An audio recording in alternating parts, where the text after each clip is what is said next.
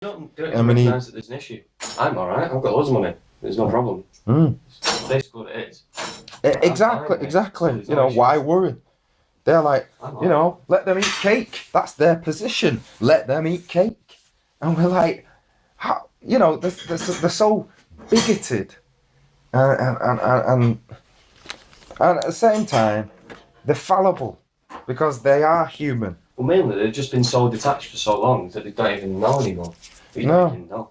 But I believe the opportunity for them to change is here.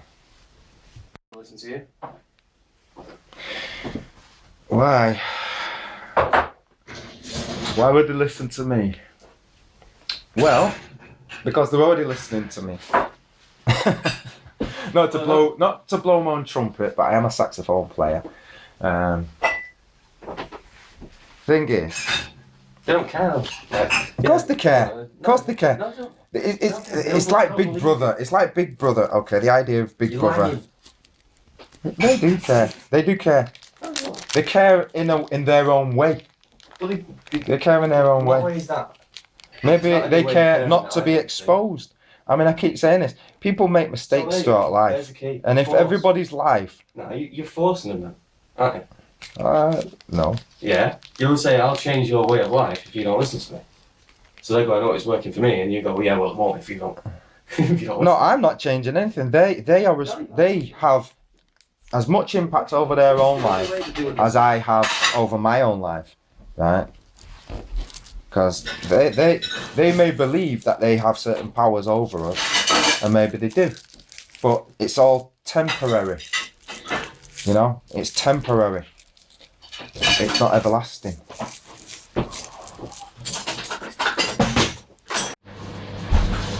Yeah, even the Queen needs bog roll. You know, even if she's affording the most quality plush type that she can get. Here's the thing about £1 million hats, right? You see, yeah. You see women, right? I don't care who it is. Women just want to dress nice, and if they was allowed an unlimited credit card, yeah, they buy themselves £1 million hat. And so everyone's got to look at what they're allowing. They've allowed somebody to walk around like that and say, well, that's okay because they're allowed to do that. And that makes us feel somehow special. But I'm sure women themselves will agree that they would be the one liking to wear the £1 million hat. Well, not all women.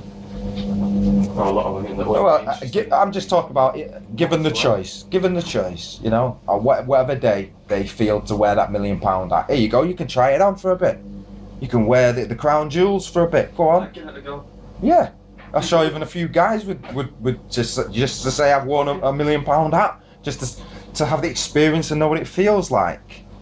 Shit. But that's not more important than, you know, everybody else living, is it?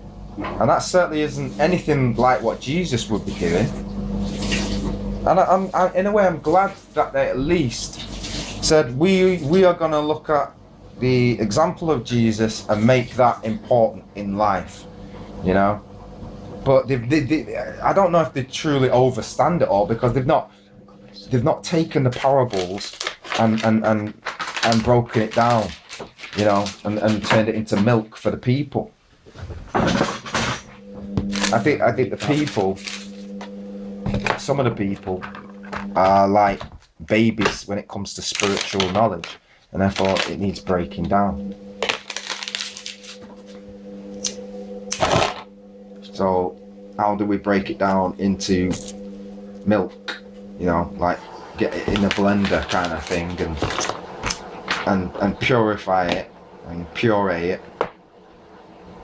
You know, that's why ideas have to be put across in the form of parables and examples, because people can't fully understand how that's going to relate to their life because everybody lives a different life.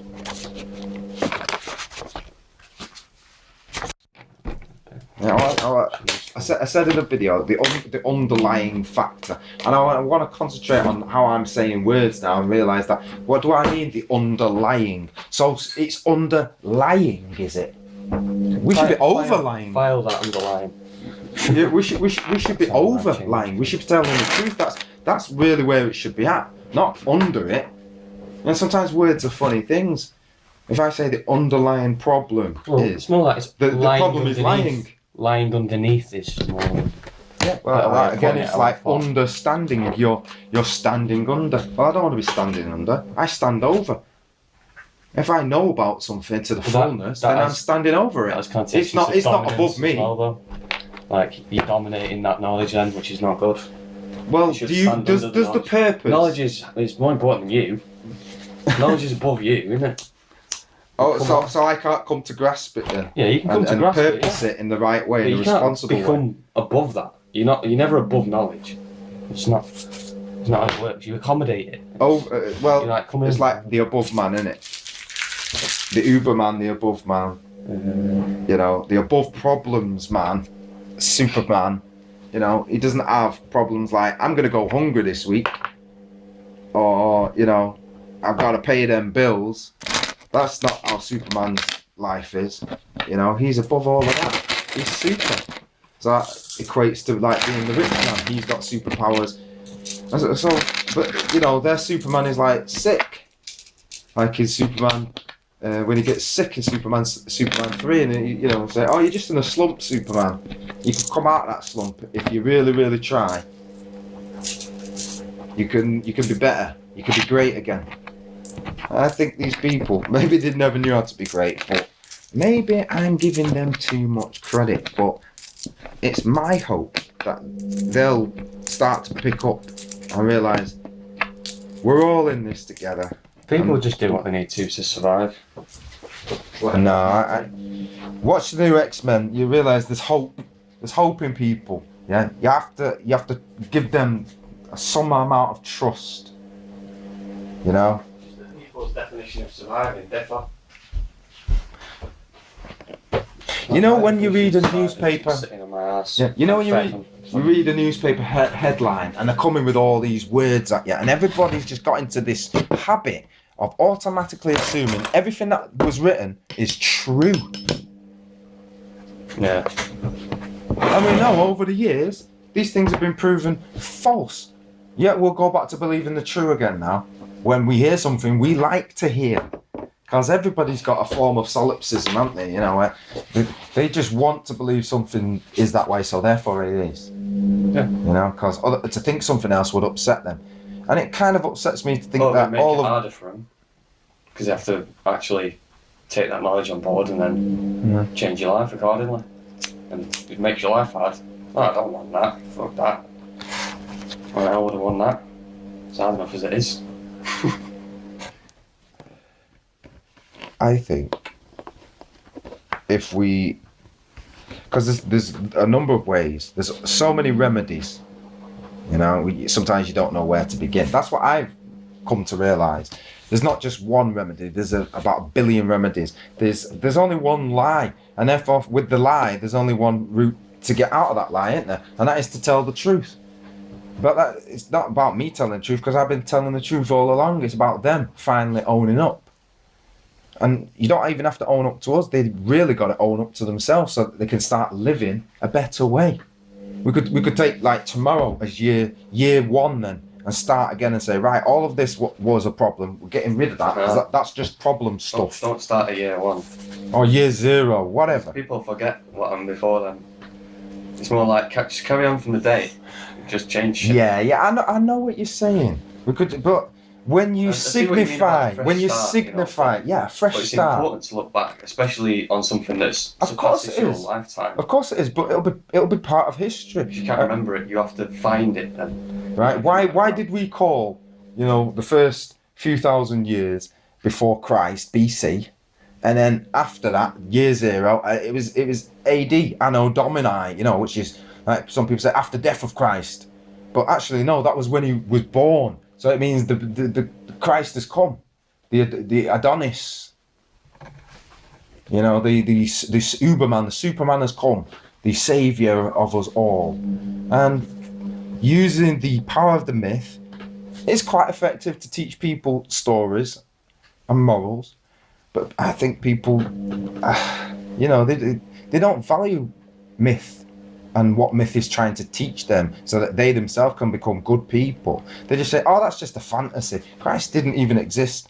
Well, consider it's a fantasy. Everybody spends a ton of money at Christmas, don't they? So they must all be deranged then. Every single one of them. Including the corporations, including the Queen when she comes and talks a speech. We're all talking about a myth, apparently. But don't we learn? How many things have we lost that we don't even know we've lost? I mean, let's say Christmas wasn't profitable and we would have abandoned that. I know. A fucking hell of a long time ago. Right, there you go. There could be 100 different holidays that we just don't know existed. Or truths. Stopped working out for people. Yeah. People in power anyway. Yeah, well, we don't celebrate the old ways, do we? It's like, what evolves to me is that I've seen proof of is ideas. We'll get one idea and we can improve upon it, and then you can call that evolving. That's why we can kind of use that abstract concept to say, this is how we came to be as us. It's just adaptation. You're adapting to an environment, an outside influence. So I suppose an idea can evolve, but to meet a specific task that the idea is trying to achieve. Mm-hmm. So it gets the same thing, but you, if I said that, you're adapting the idea. And I see what you're saying. And if I then said what I'm saying, we're trying to clarify ideas. This is what ideas are. This is how the human race can truly grow and get to the next level, what we're all trying to aspire to. In a way, we are the X-Men. We've got these mutant abilities to see things in abstract ways and go, hold on, there's a third choice, there's a fourth choice, there's a fifth choice. It's not just these paradigms that you've put us in and say, you can only choose A or B. What about up and down? What about don't do that at all? What about stand still? What about go around? What about go in one, come back out and go up the other one? You know? And then decide to do, you know what I'm saying? Yeah, we can choose to even not choose. Just to stand still for a moment and to think about the consequences before we do anything. Don't just stop and look what you've already done. You know, like if you was trying to come out with an idea and you just kept writing, and you never went back to look at what you'd already written. It's kind of a waste of time then. History, it's certainly not going to be comprehensive in any way. History is the greatest teacher. History is like the living God, the living book of God. We can go back in mankind's history and say, when we do this, it's life beyond death, isn't it? Your knowledge is passed on after you've gone. That's why if the stories aren't truthfully told, we'll never get out of the dirt. We'll always wallow in the mud. You know, we'll always wallow in misery and not realise we can stand up on two legs. That's great for a start. How would you fancy slithering on your belly with no arms, being a snake?